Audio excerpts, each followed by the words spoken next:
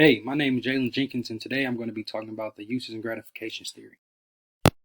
The media's reach in today's time is greater than before, ranging from newspapers, radio, TV, music, and the biggest impact of them all, social medias like Facebook, Instagram, and Twitter. But what makes this theory so interesting is that we know the media's influence on the world just for the simple fact we constantly have it in the palms of our hand. And a major impact to this is mass communication.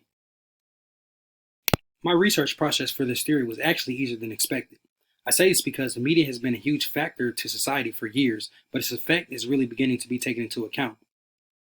I feel qualified to speak on this theory because I'm a Generation Z baby, but this has allowed me to be born in an area to see the evolution of social media outlets and also the change in content from movies and shows and commercials. And also growing up in a household with a parent that was constantly saying this generation and era is different. Uses and gratification theory is the study of how media affects people and accounts for the fact that people deliberately uses media for particular purposes. Katz first introduces the uses and gratifications approach in the late 1970s when he came up with the notion that people use media to their benefit.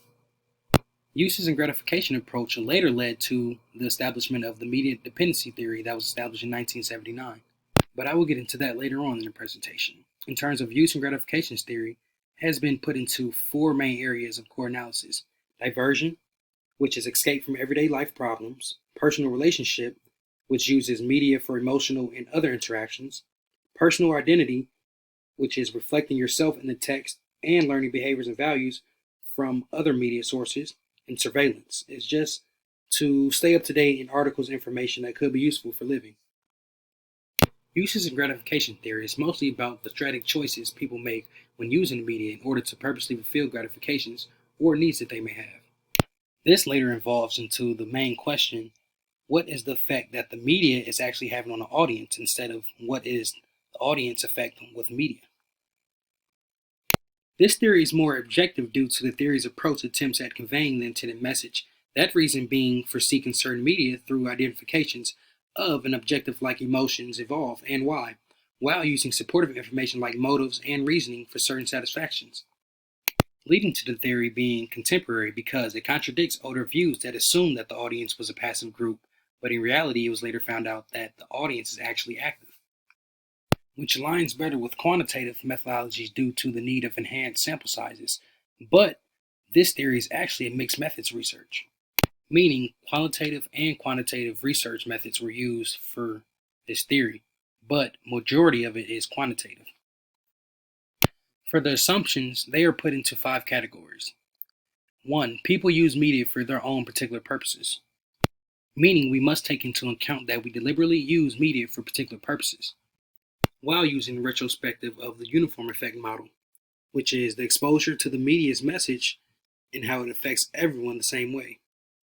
And second, people seek to gratify needs, meaning they deliberate choices based from gratification sought out from media. Also linking straight line effect of the media. The straight line effect of media is which behaviors can be predicted from the media's content alone with little consideration to the audience actual contextual meaning behind specific behavioral ways. Number 3, the media competes for our attention and time. And this is taking into account that uses and gratification approach acknowledges competition. Also, the notion that media competes for our attention and time of activities not involving media exposure.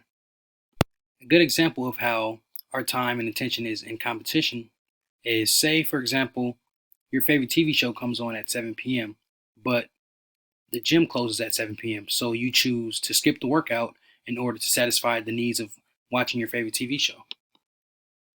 At 4, we have media affects different people differently, meaning the audience is going to determine what they are going to absorb, and they don't allow the media to influence them any otherwise, supporting the stigma that they use the media to their advantage more often than the media uses them.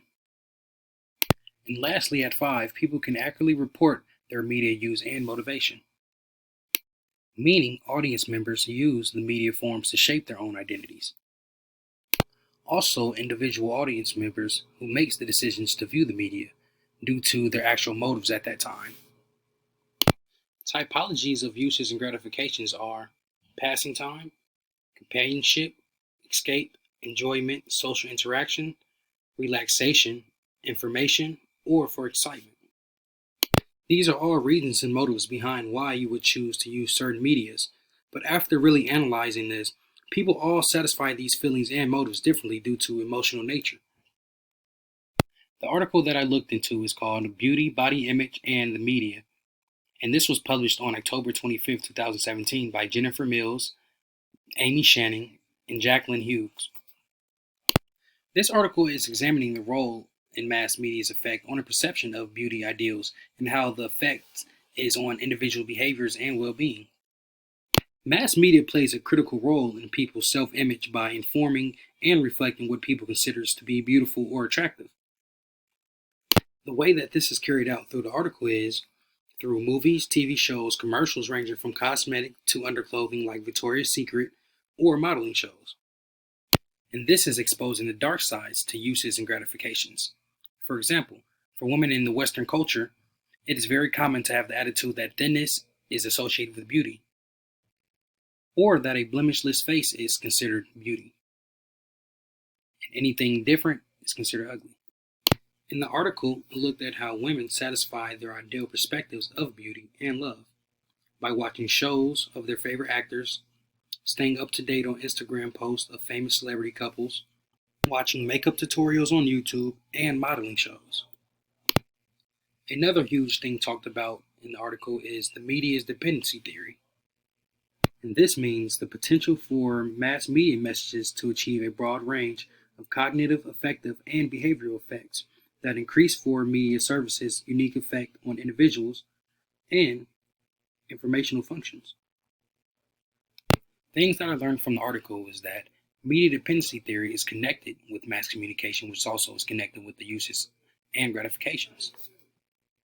This is said and supported from the development in 1979 of the media dependency theory, because the uses and gratification theory then helped support why young girls chose to watch modeling shows and mock them and dress up, or why when they refer to someone as beautiful, it is normally a celebrity that they've seen on TV, which made them look into the media's actual effect on what beauty looks like, which is then brainwashed into the youth, which led into the social comparison, which refers to an individual's tendency to compare oneself to other people and has been found to moderate the impact of exposure to idealized media.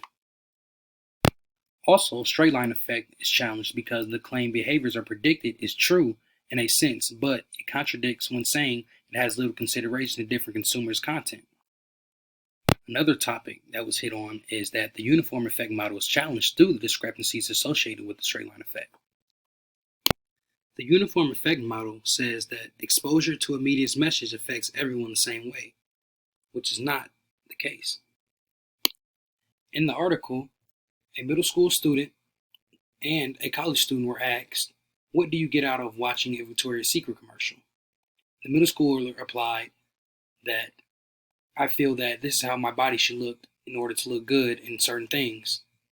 And then the college student said, "I use this as a source of information of the sales that's going on." In conclusion to my theory, the effective nature of the media is quite distinctive. It can create many different feelings such as fear, anxiety, and happiness. The media also can promote behavioral changes. And that supports the media dependency theory. That emotion is developed from actual media presences. Instead, media presences promotes the willingness to go back to look at the same thing, giving off the notion that yes, there is a variability in behavior, but still a predictive nature in the uses of gratifications. The testability of this theory seems somewhat unreliable.